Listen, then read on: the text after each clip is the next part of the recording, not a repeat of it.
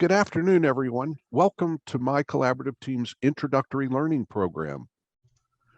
This program meets once a month on the fourth Thursday at this same time from now until October, leading into the IACP annual forum in Florida. We will take you from our initial discussion of what is the collaborative law process to October's discussion of the final team debrief. In between, we will cover how to make and maintain the paradigm shift, how to build your collaborative team, how to get your collaborative practice started, how to market and network, and then we'll take a deeper dive discussing collaborative process pointers, including how to use collaborative for prenups, postnups, and even non-family members. We invite you to join us for all 10 sessions. For those of you who do, you'll be eligible for a drawing for a free registration at the IACP Forum compliments of My Collaborative Team. My Collaborative Team is a not-for-profit corporation. Our mission is to provide marketing and educational opportunities for our members in building more successful collaborative practices, utilizing our digital and virtual marketing outlets. The main goal of My Collaborative Team is to be the leading publisher and producer of collaborative process content and to be a marketing partner for our members, promoting the collaborative process throughout North America. We provide our members the confidence, assistance, and platforms they need to distinguish themselves as collaborative professionals. Our newsletter is distributed to over 15,000 family professionals across North America, including 6,000 collaboratively trained lawyers, mental health professionals, and financial professionals 2 times per week. We invite you to check out our website at mycollaborativeteam.com, and we hope you'll join us and support what we are doing. For most of our members, their MCT listing appears near the top of a Google search of their name. Last month, we discussed the basics of teamwork.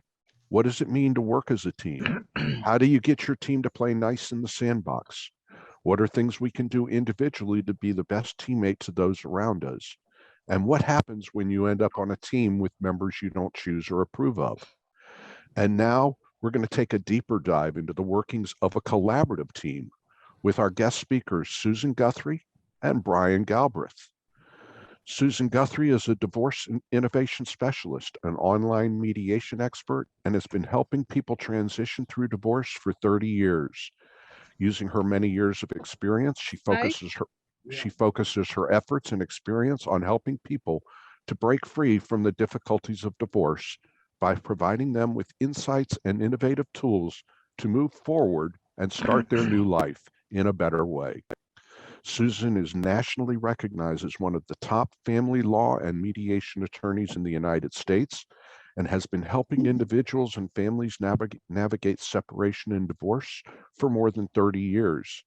Susan is passionate about helping people to find a better path through divorce than the traditional adversarial litigation method.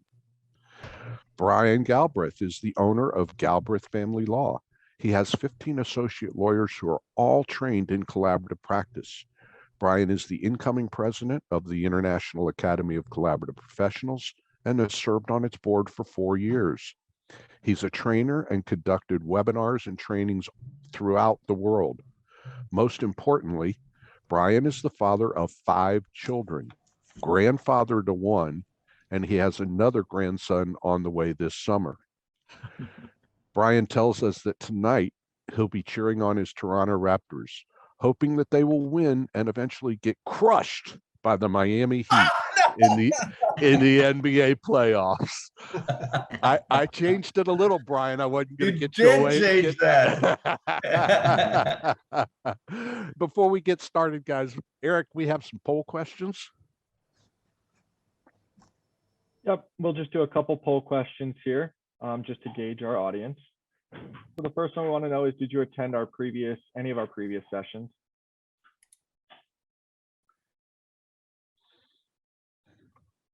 And these are anonymous, so we're just gauging our audience, so don't be afraid to answer truthfully. So we appreciate that. The next one is, we want to know, what is your discipline? I said none, but it's not on there.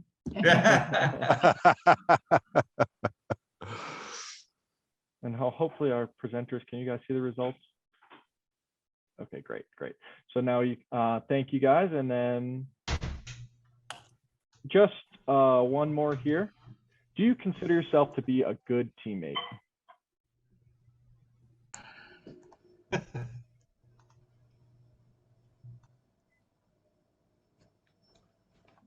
So actually a little bit of variance from last month. So hopefully we saw some people that did see our program last month, but now our presenters at least get an idea of the type of audience we're working with. So I will pass it along to you.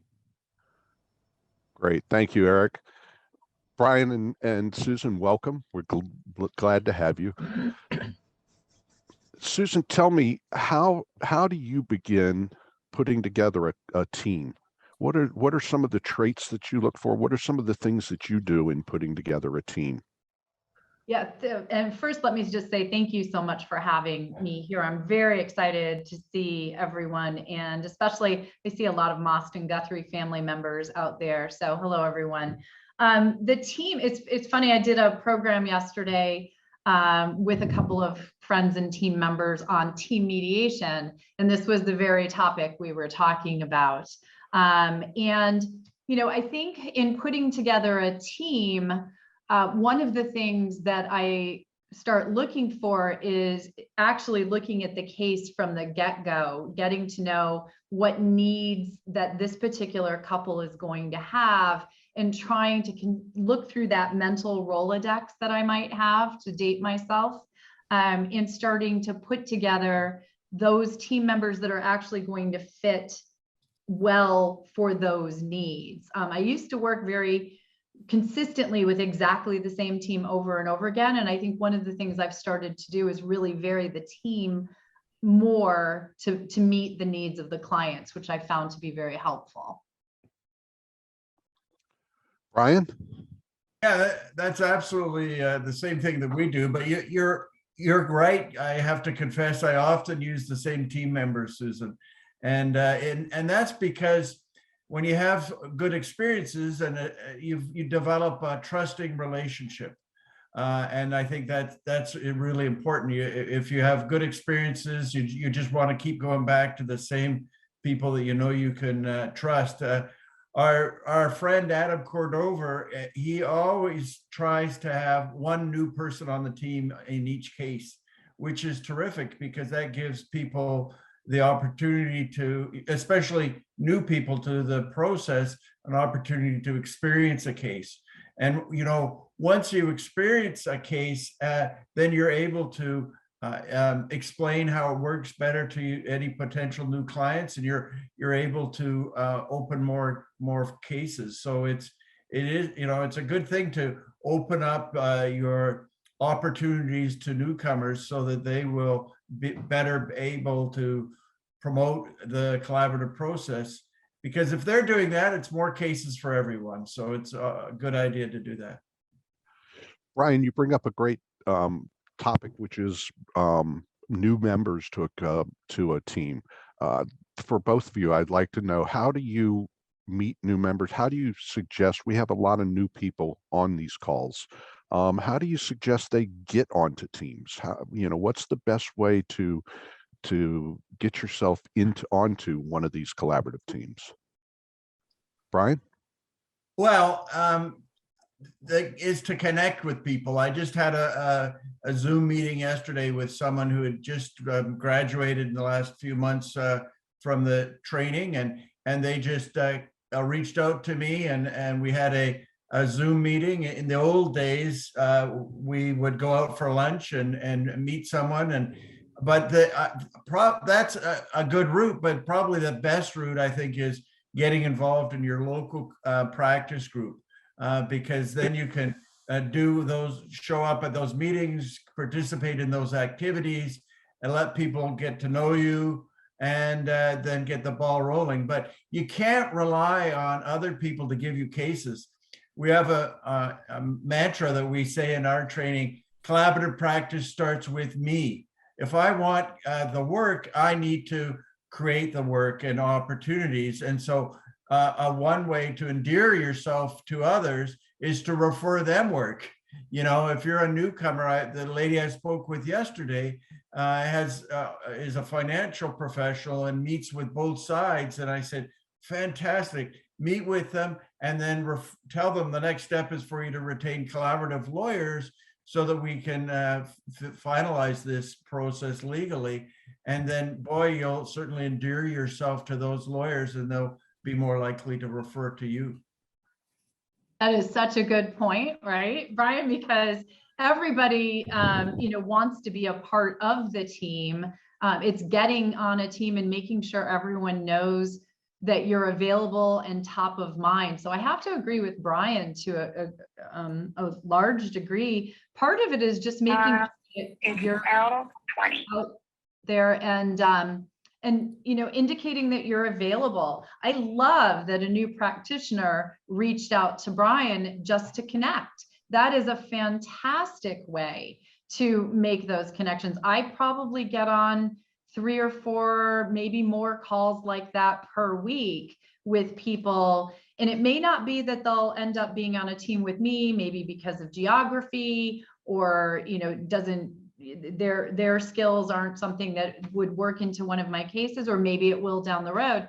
But then again, I may know of a case or a practitioner or someone in their area to continue to open that those doors for people.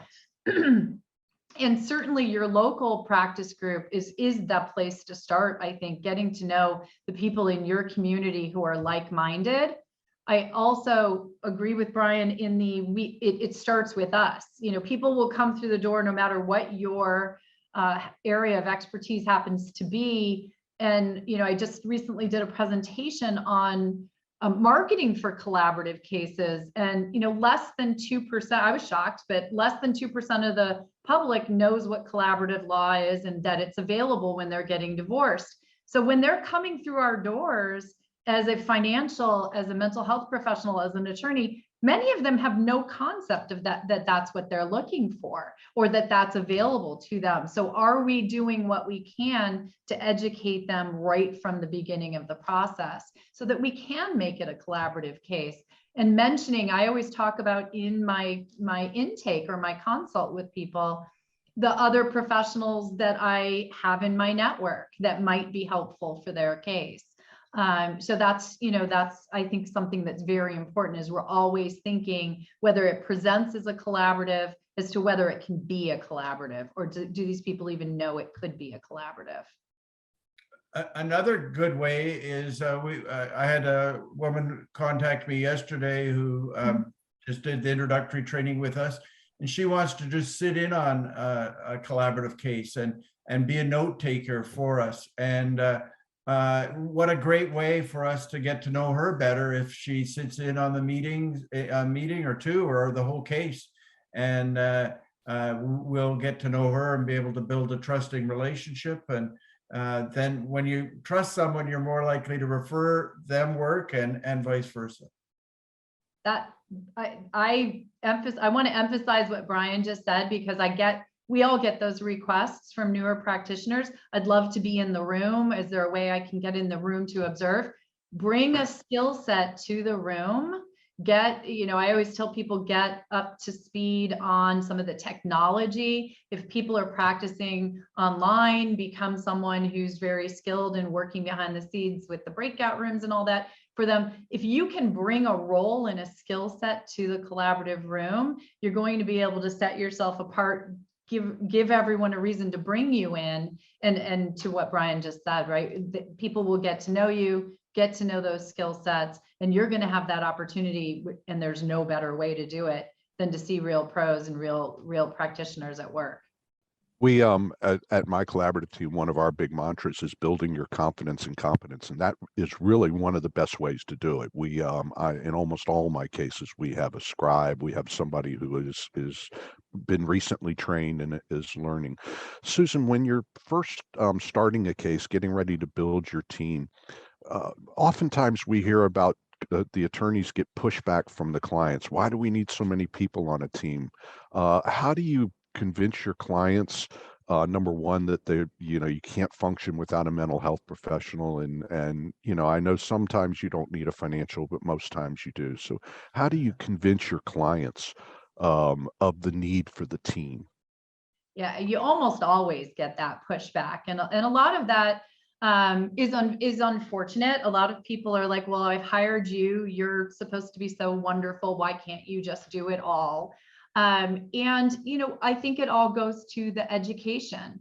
One of our roles, whether you are the attorney or any other team member, is to constantly be educating the clients. And one of the things I very much want them to be aware of is that I'm an attorney. My role is one role. And if they, you know, it's so helpful to have everybody be able to stay in their own lane, not lame, and work in the capacity that they're best at.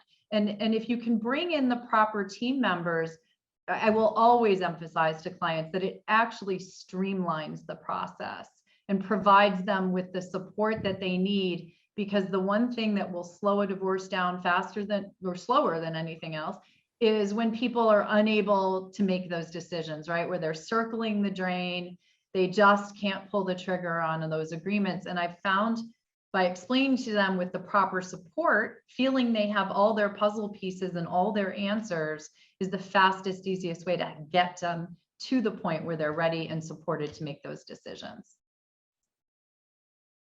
A lot of the pushback is, oh, this sounds like it's going to be really costly. And I say, oh no, that's the opposite is true. That when you're working with neutrals, that keeps you out of my office, and that keeps the cost down. It's much more efficient.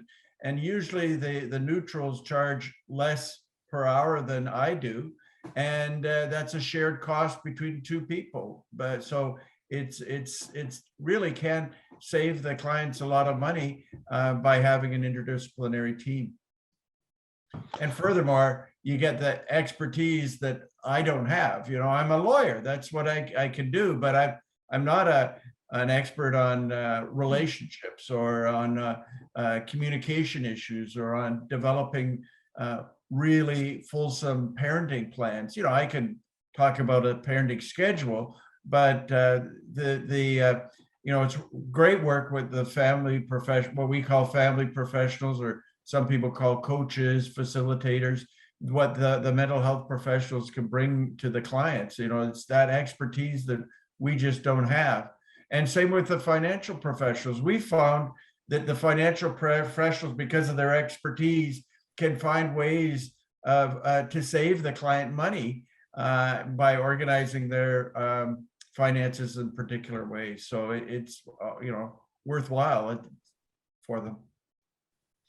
So you've built that team, you've gotten the case started, you've put together your team. How do you find is the best way to get the team started, Brian? Yeah, I maybe I sent you a document, Ed, or earlier. Maybe you could can put it in the chat for everyone to download. We have an initial meeting of the professionals only. Sometimes it's done, often it's done before the participation agreement is signed.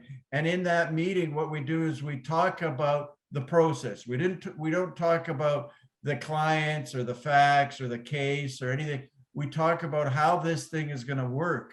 And you'll see in the agenda that is in the chat that Eric posted, there's you know, the agenda is pretty long. And I don't think we ever get through the entire agenda, but we pick and choose different topics to talk about how we like to do the process, because there are lots of variations. And you know, even in Ontario, in my province, there are different ways that different groups do things. And so by having that conversation up front, it gets everyone on the same page. And then you can also have really, you know, specific talks about, you know, what communication, and pet peeves, and some of the issues you've had in previous cases, and some of the nuances of conducting a case. And so we found having that initial meeting is really helpful to set the stage for the clients going forward, and set the stage, more importantly, for the professionals to work together on the same page. Susan? Yeah, I mean, I have to say that handout that you all just got in the chat, If you didn't download it, I recommend that you do so. It's gold. It is honestly something, turn it into a checklist, put it on a board, have it available when you do that first team meeting, because that meeting will set the tone for everything that team is going to do. And I love the fact that the focus is on the team and not on the couple, not on the clients, because it's so important to build that team culture. Even if it is, like Brian said earlier, or I mentioned, it's a team you've worked with before. It should still, you should run through all of those questions if you can, because some of the biggest failures I've seen in teams, and we've all had issues with teams, come about because not enough time was put in at the beginning to build that team properly, and not enough structure was put in around communication and how things were going to be handled. And importantly, what Brian said, dealing with pet peeves or perhaps issues that have come up in past cases and how you might handle it better in this one. We also, in our initial meetings, will often, to facilitate communication, set up some technological, formatting for that communication. I tend to use Slack and set up Slack channels with team members, because you can set up all different, you can have a Slack for the attorneys, you can have a Slack channel for everybody, you can have a Slack channel for the clients. But it keeps all the communication in one place and makes it easy and simple so that people can give that quick little update or send that question. So it's something else that I do expect. Tammy just said, what about discussing expectations of each other going in? Absolutely, that's part of that culture, that creation of culture. If who's taking the lead on which aspect, is anyone taking the lead on a certain aspect? I mean, it can be different for every single case, even if it's a team you've worked on with repeatedly. That's why it's so important, and that's why I loved that checklist. And we'll probably borrow it with proper attribution, Brian, I promise. But it's wonderful. Something with the 4 different options, I think it's a really wonderful resource for everybody. Well, don't attribute it to me. I've collected it. I think some of it I saw that at the top. I'll say that. Yeah, some of it's come from Florida, some of it's come from Seattle, and I just sort of cobbled it together and edited it, and so it's a collection of wisdom from around the North America. Well, but that's a good point as well. Create your own list for your own team and curate it as you go along. You may have, your own insights and thoughts. We always talk in our trainings about Kaizen, the theory of Kaizen, of constantly working with small improvements to make everything better. A checklist or a format should never stay the same. It should improve each and every time. Yeah, I think the one of the keys of that initial meeting is the expectations. I'll tell you, and as we all know, we're ever adjusting. I do a lot of work with Rhonda Fuchs, who's on the call today, and we've gotten to a point now where if I'm having a separate financial meeting with one of the clients and maybe their attorney, I bring Rhonda with me. I think the mental health professional needs to be in those side meetings, because I think that's where they really get the meat of what the interest and concerns are of the parties. So I think that's critical. Susan, you mentioned that talk about dysfunctional teams or problems on teams. What are some of you mentioned not getting started well in the beginning? What are some of the other causes that you find for teams becoming dysfunctional, and what do you do about it? What's the best way to handle it? That's a great question, because it does come up, and it's, I wish there was an easy answer to it. I will say some of the bigger problems that I see, most of them stem in some way from a failure of communication, whether it be setting up those lines of communication and the expectations around that from the beginning, and then people not following through on that, which that's a little easier to deal with. You just remind people, we all agreed we would be sending out progress notes once a week or whatever that might be. But some of it can be a lot more subtle, where it can be a personality conflict, style conflict, people, it can be, I call it role creep, where somebody's in a lane, but they start creeping into other, professionals' lanes. But I do think the answer comes back to circling back to what I talked about, is communication. I think the first place to start, if this is coming up, is to determine, is this something where I should go directly to that professional? Is it between the two of us, or is it affecting the team dynamic? And maybe it needs to be the subject of calling a team meeting to discuss something, so that we can more clearly define how we're going to go forward. There are also cases where we've brought in a consultant, and outside, call Brian up and say, hey, Brian, we're having some problems with our team. We need a little, we need a clear-headed third party to come in and help us in a meeting. Would you be available to do that? That can be an extremely helpful, fresh set of eyes, somebody who knows what they're doing, bringing in that consultant. I see Tammy just dropped consultant in the chat. Yes, I mean, that would be a really good option if you're really having an intractable problem. Yeah, and I have been called occasionally on people that reach an impasse, and they just call the two. It was, in this case, it was just two lawyers for some reason. I can't remember why, but anyway, they contacted me, and I had fresh eyes to look at the case. I didn't attend a full team meeting with the clients or anything, but I just helped the lawyers brainstorm how they might, things they might do, strategies they might use to help them get beyond the impasse, and just to have that communication, mediate kind of between the two professionals. I've been called a few times on that, just to give that outside perspective. And I don't charge anybody, and most collaborative professionals would be willing to give that sort of advice. It makes us feel like we must know something, if somebody's asking for our advice. Strokes our ego, so that's reward enough. But yeah, that can sometimes, a third party outside of the case can sometimes really just help nudge it in the right direction and get things back on track. What do you do? Go ahead, Susan. I was just going to emphasize what Brian just said, because he said, it strokes our ego. That's thanks enough. But also, who might you want to call the next time you need, counsel in a case, or, it's another way of building trust. Brian came in, he helped you resolve your case, or at least gave of his time. It's also a part of I think the collaborative community of support. Is that, it's much like the mediation community. It's just a community, and in many cases it's the same community, right. But it's very much, that supportive community, where what we ultimately all want is a good result for the clients.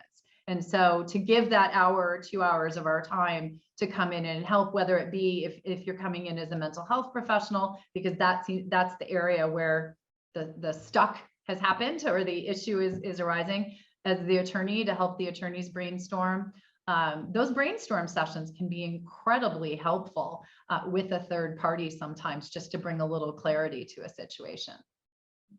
But it's all about, another part of it is all about those difficult conversations that the professional team needs to have from time to time. And I've made mistakes, and I've been called on the carpet by our mental health professional, and it hurts. I feel so humiliated, but it deepened our trusting relationship, because I knew she was coming from the right place. She wanted me to get better, and she wanted us to serve the clients better, and so it was a tough conversation, but I was so grateful for it. And we've had several cases since then together, and they've gone better and better, because we took the time to have those difficult conversations. And what I had done is I'd sent some emails, and I'd been frustrated. I put some of the stuff in all caps, and she heard it as me yelling at her, right? And yeah, right. That was my mistake, and And I had no intention to be so offensive, but I really was. And so the egg's on my face, and I learned from that experience. And I always am much more careful in my email communications with people, because tone is a really tough thing to deal with in the emails. I try to keep my emails as brief as possible, so less opportunity for me to screw up. That brings to mind, which I'm sure this is where that occurred. Talk about the importance of the pre-brief and debrief to the team. Essential. It is. If there's so many different models of collaborative practice, but as long as you have a pre-brief and a debrief, they're probably going to work. I just think it's key to the success of collaborative cases. And to have them frequently. They don't need to even be long meetings, but just in that document that I passed on, Eric uploaded for you, there's a description of what the pre-brief is, and it's all about being prepared for the meeting and orchestrating that meeting and being aware of any potential landmines that might explode during the meeting, and just getting ready as a team and really coalescing as a team so that you're ready for it. And then debrief it's not only looking at what we did poorly, but celebrating the things we did right so that we can do those again.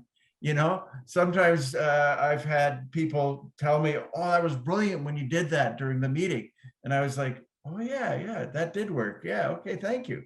And you learn from your experience. It's about being deliberate and intentional and self-awareness for the whole team, so that we can get better and better.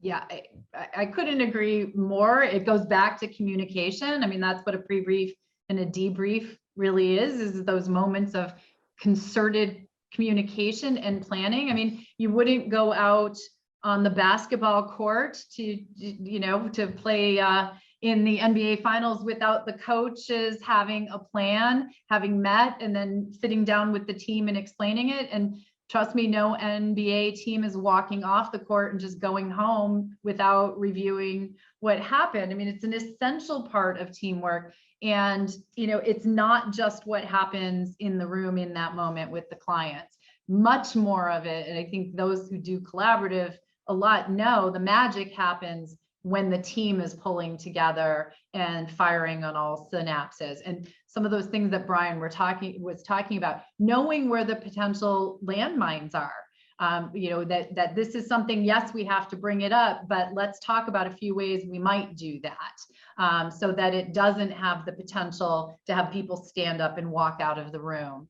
How we might approach that. That's a place where our mental health team member can be oh so helpful.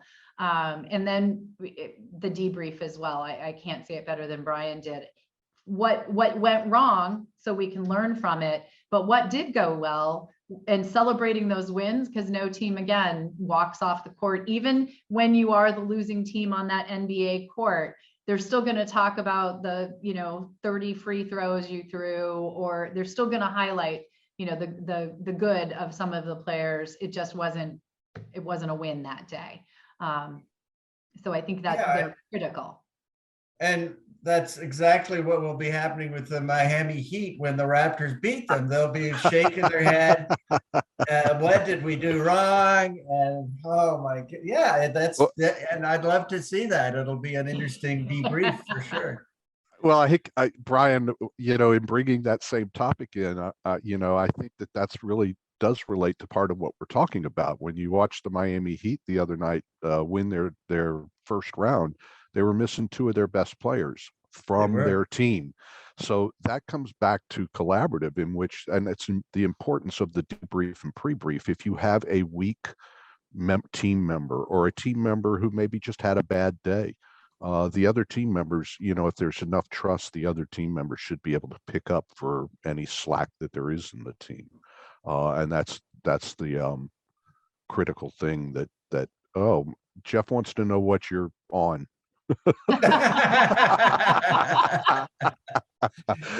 It's called hope. Susan, I know you're going to be having to leave us a few minutes early today, so I want to just talk a little bit real quick, because again, we have a lot of this program was for people who had just gotten trained. We have a lot of new people here. We want to help them in how they get involved. One of the things I want to ask the two of you, because we think that this is a critical thing, and that is really, what is the face of your practice? How do you market yourself? You know, how do you get collaborative matters?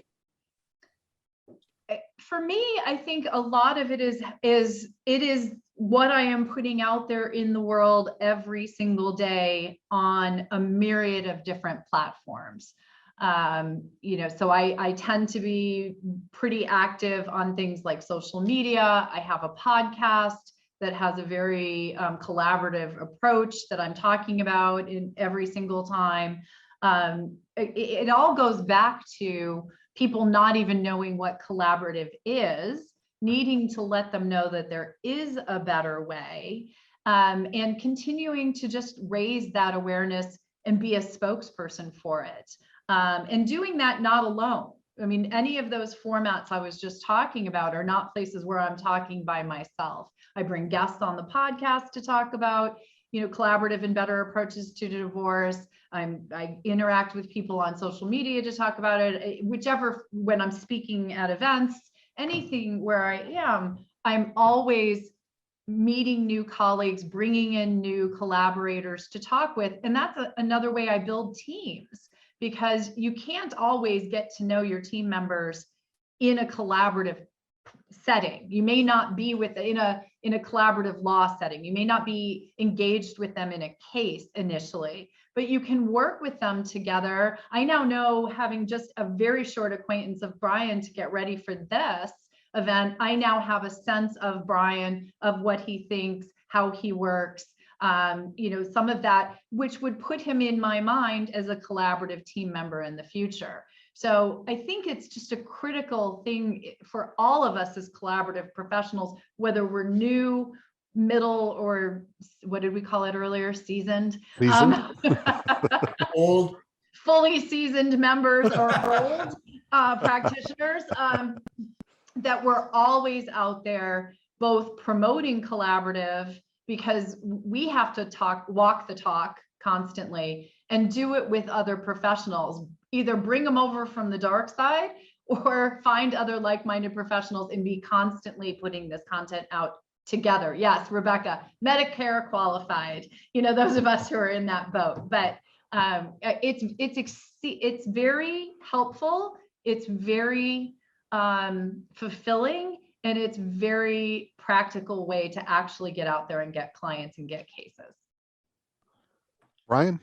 As Susan said earlier, probably less than 2% of the population knows what collaborative practice is. And I don't, of course, I have a lot of information on my website and in every marketing thing that I do about collaborative practice.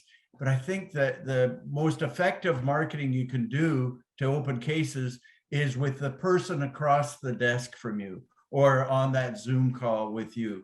So it's when you have that first initial meeting with a potential new client. 20 years ago, Pauline Tesler said, divorce lawyers are the high priests of divorce. People come to us and they trust our advice because it's our expertise.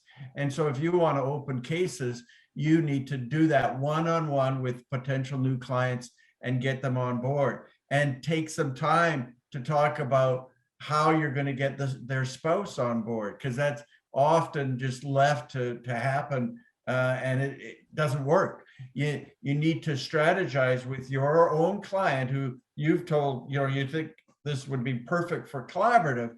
Let's talk about how we can get your spouse to the right kind of a lawyer, and maybe it might be sending them to a neutral professional right away who's a collaborative professional. Maybe that would be less intimidating. Maybe getting a trusted friend or someone who can speak to them, or maybe I'll even role play with my client having that conversation with their spouse, just so that they're ready for it. And so that they will be more effective when they have that conversation. And the other is I talk about me doing an email to my client about the benefits of collaborative practice and even the benefits to their spouse of collaborative practice. That's far more effective than a letter to the other spouse, because that's intimidating. But if I send an email to my own client and my client shares it with their spouse, that it's not so, it doesn't engender a defensive response for reasons I don't know, because I'm a lawyer, not a mental health professional, but it works. Stay in your lane.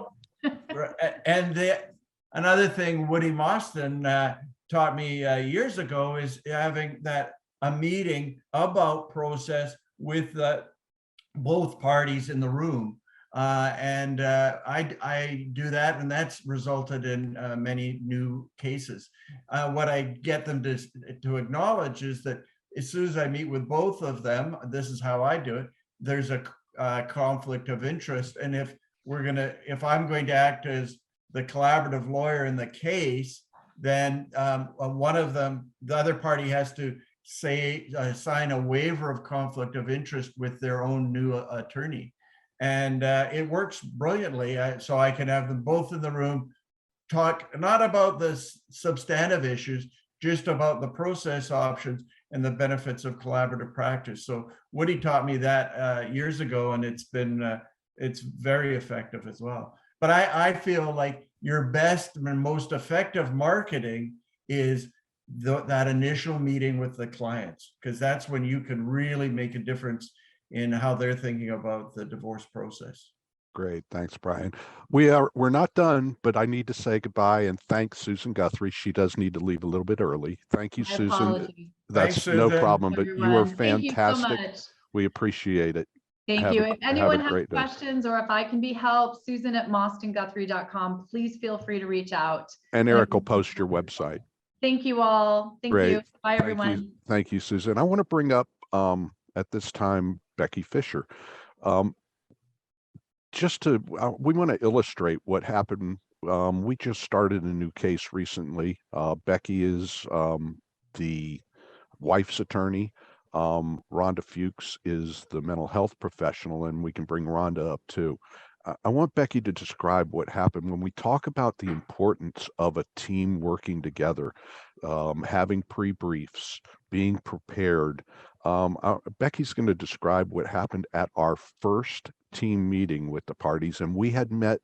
Let me just preface slightly in that when I work cases, I know that certainly the mental health professional meets with the clients before we've had a first team meeting and usually gives the feedback to the professionals. I try to have financial meetings with them too before the first team meeting so that we can really get going at that first team meeting. And in this case, we actually did that. And there was another situation in which the parties, the wife lives in North Carolina, the husband lives in Florida. The house got sold. So the husband had to find somewhere new to live. So he asked for an early distribution of their equitable distribution. And there was plenty of money for that. So I met with Rhonda and the wife just to explain to her what the husband was asking for, what the ramifications were.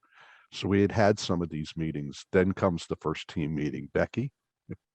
Well, let me preface it by saying that I had multiple conversations with the wife leading into the team being put together, and we had what I thought was a very good rapport. So when she came into the full meeting, apparently I didn't react, but I was internally shocked at the way she blasted all of us and announced that she trusted none of us, including me.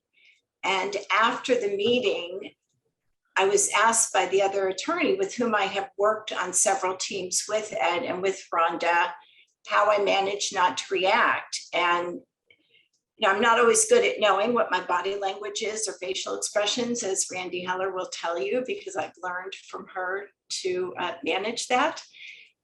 But my response to Susan was, I had so much trust in the team and have worked with Ed and Rhonda and Susan enough to know that whatever was coming from my client, I knew that they knew it not to be true. I knew that they knew that I was not untrustworthy. And so it really didn't faze me. I was surprised to hear her say it the way she said it and as forcefully as she said it. But it didn't make me feel like, oh my gosh, what is the rest of the team going to think about me as a lawyer? Because I trusted them. Some of that trust even came out during the this, because the interesting thing was, and this was trust that was built up before the team meeting as well as from the past. What I thought was interesting was when this client blasted her own attorney and the two neutrals, you know who the person was that apologized? The other attorney. The other attorney. The other attorney apologized on behalf of the team. Yet she had no culpability whatsoever, but she took it because once the team is attacked, we're all attacked. I think that's a critical part to that. Well, if that ever happened to me, I think probably what I would do is call a break and just go into separate the two clients and then the professionals get together and, you know, calm ourselves down and strategize together. And you can even do that in 5 minutes, but yeah, that would have been a huge shock. I've never, heard of that happening, and but that's would have really made me uncomfortable and triggered me for sure. And so yeah, I think I hope that's what I would do is just call a break and regroup with the professionals and strategize what to do next. What did you do, Becky? Brian, we actually didn't have to take a break because I had so much confidence in the team, including in the other attorney who did apologize right away, which then made that was the only place where I hesitated for a moment because I wondered if I should have been the one apologizing right away. I had so much trust in the team and knew that we were all doing the very best that we could for this couple, that I was really able to just settle into it. And we went on with a 2-hour meeting and then discussed it in the debrief. The most interesting part was that we have worked a lot with both of them, Ed and Rhonda with Susan and her client, and Ed and Rhonda with my client and me. And in our last meeting with my client, who had sort of continued with this, so I don't know, Ed, would you characterize it as bombastic attitude towards the process and towards all of us? I got up the courage to say to her last week, why don't you come into the meeting a little bit differently? She runs about 11 miles a day. I said, why don't you wash your hair, do something with it, put on something other than your runner's clothes, take a deep breath, put your screen up differently so that we're not seeing mostly the ceiling, but are really looking at you, and try and come in a little bit differently. I think you will feel differently in the meeting. And Ed and Rhonda said to me before she came in, she's not going to do it. We were all taken aback more by the way she came in looking and feeling than even when she blasted us, because it totally shifted the feeling in the room and actually caused the husband to become extremely emotional. I was waiting for him to say, I want you back. Wow, that's amazing. That's just to give her that little nudge to take a different approach. And I think what you're saying is not only did her appearance change, but how she approached the whole meeting and communicated and behaved. She totally disengaged the husband, who she had warned us was a professional negotiator and would smooth talk us, because she did that. He did that little shift that Becky suggested. She totally disarmed him. Disarmed him. Yes. To the point that we weren't even able to continue a good portion of the team meeting because he became so disarmed. So now we have to bring him it was one of the more dramatic power shifts I've ever seen. I want to close up today again, just talking briefly, and Becky, you're welcome to help us with this, and that is for those new people out there, those people just getting involved. You know, we talked about how to get involved in a case, possibly being a scribe. You know, are there any other things that you can offer to them in terms of getting involved and getting their name out there so that they will get into new collaborative cases? Brian? Collaborative practice starts with me. I mean, you just have to keep building two things. You have to keep building relationships with people, and keep educating yourself so that you make that paradigm shift, so that you live and think and breathe collaboratively. And you know, showing up at a presentation like today is doing both those things. You're building relationships with the people here a little bit. You know, you can now say, "Oh, hey, Don, I remember seeing you at that MCT thing," and then you also are learning new ideas and helps move toward becoming a truly collaborative professional. Takes a while to, you know, you talked about that confidence and competence, right? Well, they go hand in hand, right? When you have become more and more competent, you become more confident. And when you're more confident, you keep working hard to become more competent. Wow, that's a bit of a tongue twister. I got through that though, didn't I? Yeah. And as Randy has put into the chat, pro bono cases, folks. There are plenty of pro bono projects out there in today's world. You don't have to be in the city where it's being done because of Zoom. So make sure you volunteer for pro bono cases, volunteer to do anything in the collaborative world, get involved in committee work. One of Eric's pet peeves, and he keeps hitting me on about this, is that we encourage you to keep your cameras on, not only in this, but in anything that you attend. Okay, that's how people learn who you are. That's how people know who you are, by seeing your face. Unfortunately, we don't see each other face to face enough right now. So this is your chance for face to face. So get involved in any way you can and attend everything that you can possibly attend. I want to invite everyone to attend our Friday happy hours. They're at 4:30 Eastern time for an hour and a half. We have some great discussions. If you want to get seen by people literally from around all of North America, that's your chance. And it's really your chance to be able to speak up and talk about issues that you may have. We also invite you to attend our any of our sessions, and also check out our YouTube page. We have lots of good information on the YouTube page regarding my collaborative team. Brian, Becky, you have a...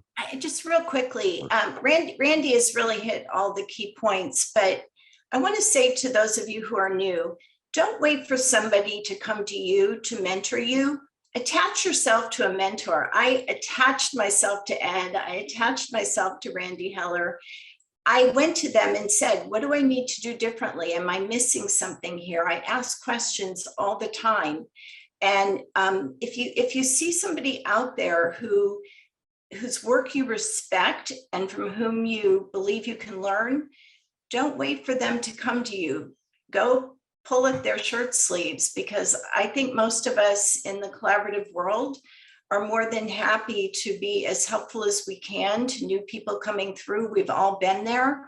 And that is really the best way to learn, is to attach yourself to a mentor and then ask every question you can possibly ask. And Becky, you just mentioned many of the practice groups now have mentorship programs. So Actually, that's we're actually going to. Right, that's going to be part of our topic. Both of you have been perfect shills for me, as I mentioned, that next month. Pay us with wine at happy hour. I'd be happy for that. Right. Go ahead, Brian.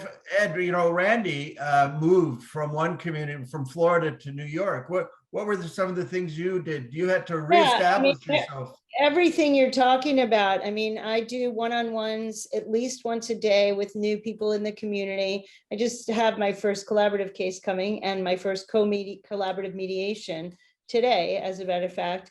I've been pounding the pavement like we do, reaching out to people, getting to know people. And what you said is so important, Brian. Thank you for asking. I have to learn how they do it differently here, because they do it differently here. So Sure. it's really on this first case, I said, can we please just have a professional brief so I can understand more about what you do here and how you do it? Because just assuming that I'm going to go in and do it my way or the way I've done it before, it's not going to work. So everything you've said has been very validating. It's time consuming, no question, but it's also like you live on the other side of the world, and we've become we've become close. It gets us involved with so many like-minded people. Like, I'm in New York, but I feel like I'm still connected to this family. So thank you, MCT, and all of those things. So thanks, Brian. So that leads me to next month. Next month, our collaborative learning introductory program will be on the value of your local practice group and the value of mentorship. So it's going to feed right off of this. Brian, I want to thank you very much for joining us today. This was a wonderful discussion. We thank all of you for joining us and hope to see you tomorrow at our happy hour, 4:30 Eastern time, and next month, the fourth Thursday of the month, for our next collaborative learning introductory program. Check us out at mycollaborativeteam.com. Thank you.